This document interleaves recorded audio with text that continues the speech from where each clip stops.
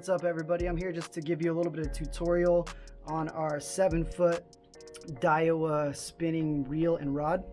And so whenever you pick this rod up from us, this is going to be what it looks like.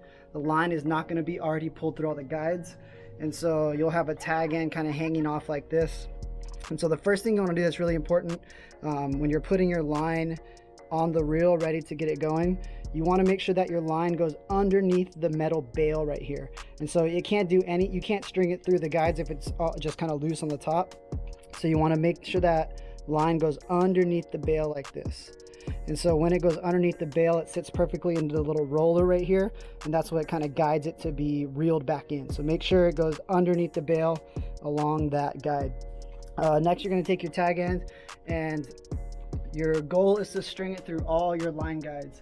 And so you're going to want to just get an end of the line right here, a couple inches, and you want to pull the line through the reel without opening the bail. If you open the bail, you're going to lose a lot of line. It's going to be hard to manage. If you pull on it through the roller and nothing happens, you can't get any line out. You want to turn your drag. This is the drag button right here. You turn it counterclockwise, and that loosens up the spool so that line can come out. So that way I can pull on it and it'll move. So that's ready to go.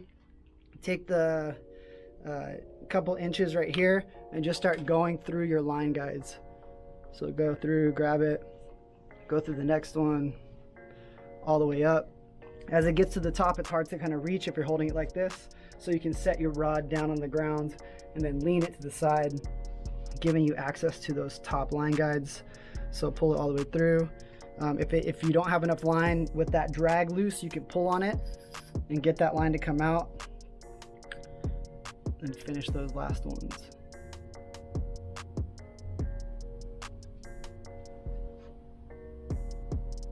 Once you get it through that top guide, one thing that's really important, if you only have a little bit of line that is hanging off and you let go, it can kind of go back down and you lose all the process that you just did. So once you get it to that top one, go ahead and pull some line out. I like to pull enough line out to where the end of it reaches all the way back down to the reel. So pull some of that line out all the way so that's enough to come all the way down.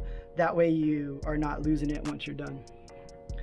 So next, whenever you have that strung up, you'll tie your lure onto your line. If you haven't seen the video about how to tie a clinch knot, you can check that out in the other video. And when you're ready to kind of walk around or you're not casting, they have this rod specifically has this hook keeper right here. And then once you have your hook or your lure on, you can hook one of the hooks onto that, and then that way it's not flying around, flopping around, getting tangled up around the tip of your rod. Another thing is just with rod and reel management, we want to make sure that you're not breaking or hurting the rod or reel in any way. And so a couple things that we always see is really with the rod tip. And so if you're gonna set your rod down, always do it vertical. Set it up on something like this. You don't want it laying down. When you're walking, we've seen this a lot. If you're not paying attention, you're walking around. A lot of times that rod tip will get caught on something on the ground, and if you bend that and keep walking, it'll just snap it right off. Car doors, anything that you're closing, just make sure your rod tip is not stuck in any doors or anything like that. When you are out fishing, this reel right here has a lot of moving parts. You don't want dirt or debris to get stuck into that, so obviously you're not going to want to set that down in anything loose. And so for instance, if I had to set it down horizontally and not vertically, I wouldn't put it down like this, because then that's exposing the reel to the dirt directly and the ground directly. You can if you have to set it down, you can use the reel handle as like a little kickstand or a little way to prop it up. And so I would set it down like this so that the reel is not touching the ground at all. All right, welcome out to our beautiful lake. We're here on the shoreline. Now we're ready to fish. So as I showed you before, I got this lure tied up. As you can see, my hook is secure right there on the hook keeper. I'm walking around, that's not going anywhere, it's not getting tangled. And I'm ready to fish with this spinning reel and spinning rod. This is just a little tutorial on what to do and have success. So you're gonna let that hang, you're gonna unhook your lure, let that hang down. When you're casting, you want to have it somewhat close to the tip of the rod, the lure up to the tip of the rod. You don't want it hanging down too far. And so with this spinning reel, the steps to cast it is this.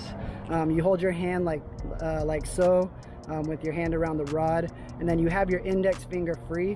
And so the first thing you want to do, actually before we do that, the number one rule whenever you're about ready to cast is always look behind you. And so we don't want any accidents. We don't want you flinging your rod back and hooking your friend in the face. It does happen. Check this out.